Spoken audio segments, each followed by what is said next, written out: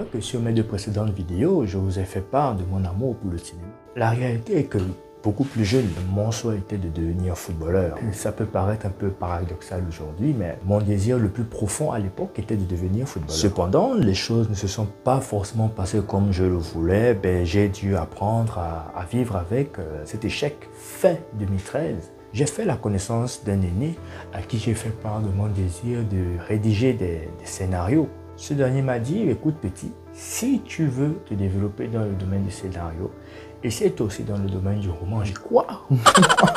Me développer dans le domaine du roman, tu blagues. Si tu pouvais savoir le nombre de zéros que j'ai empilé à la chaîne à l'école, tu me conseillerais de passer cette voie. Alors, malheureusement, un seul élève a raté ce contrôle. En fait, pour moi, à l'époque, c'était impossible. Je dis bien impossible que je me retrouve à faire dans des romans, des livres, tout ce que vous voulez, parce que le niveau en français était très important. C'est très important, mais étant totalement ignorant du fonctionnement de publication d'un livre, pour moi, c'était indissociable et je ne me voyais pas en train de me mettre à jour en grammaire ou en vocabulaire. Vraiment, bon, moi, je voyais ça trop compliqué. Je l'ai fait avec le temps, je me suis amélioré, mais à l'époque, c'était totalement impossible. Il m'a dit, écoute, essaye quand même. On était en fin 2013. C'est en 2016 que je commence la rédaction de mon premier livre, qui est La Côte d'Adamève, que vous voyez ici. Il a été accepté, oui, par certaines maisons d'édition. Cependant, c'est très coûteux de publier un livre. Extrêmement coûteux. Donc, on m'a demandé à l'époque, je pense, si je me rappelle bien, 2520 €. Ensuite, j'ai travaillé sur ce livre de 2016 à 2019, 3 ans. De 2019 en 2022, j'ai travaillé sur un autre livre, cette fois-ci en collaboration avec un ami, un livre qu'on a nommé Mélix, toujours pas sorti. Aujourd'hui, bien que ce ne soit pas trop mon style, pas le style que j'affectionne le plus, je travaille avec un groupe dont la spécialité est de faire un peu des courts-métrages humoristique.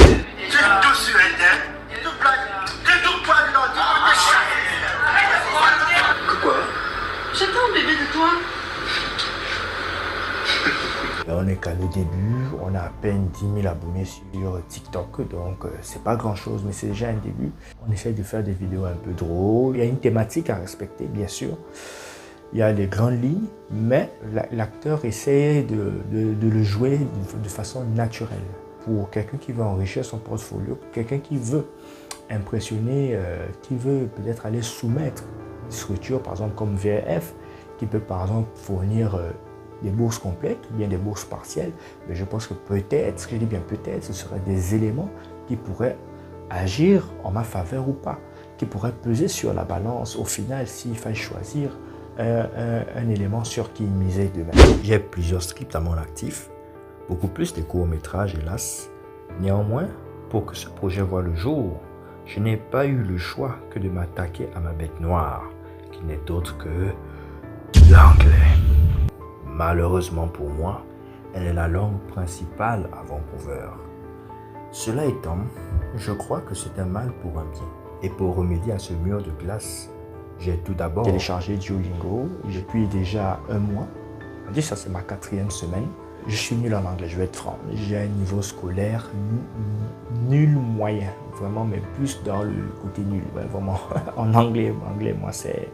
Bon, la paresse, vraiment, j'ai été paresseux en anglais. Il faut dire les choses, j'ai été paresseux. J'essaye de regarder des podcasts sur YouTube en anglais, donc sous-titrés aussi en anglais et sous-titrés en anglais. Donc pour moi, si je ne comprends pas, moi je peux lire le mot qui est prononcé. Mon voyage à la VFS, franchement, j'aurai le niveau requis pour vivre dans un pays anglophone. N'oublie pas une chose, le rêve précède tout ce qui existe. Cheers!